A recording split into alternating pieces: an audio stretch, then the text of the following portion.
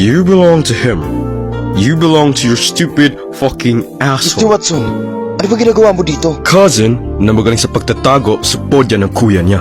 What the hell are you doing here, Kiefer? Umalis na lang tayo dito. Nakakagulo lang tayo sa klase. No, you're not leaving. You'll stay here because you don't belong to us. You are not part of our section. Hindi ko na napigilan ang luha kong bumagsak. Soda's here. Hindi siya pwede dito. Kaya nga siya napunta sa section niyo kasi wala ring kwentang buhay niyan. Parang kayo. Parang lalong nadagdagan ng bigat sa dibdib ko. Walang kwenta? Parang naging ibang tao ako sa kanya. Kung magsalita siya, parang hindi niya ako kamag-anak.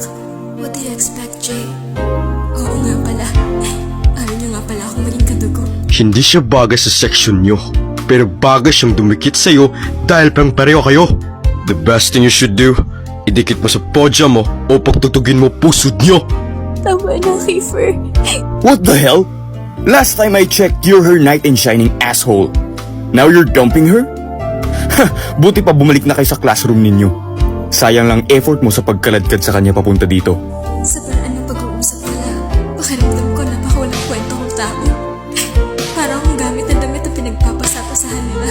Talking like I don't care about her. Because I really don't. Kahit kaladkarin mo pa yan, idamay sa lahat ng gulo o ibasura nyo, I don't fucking care.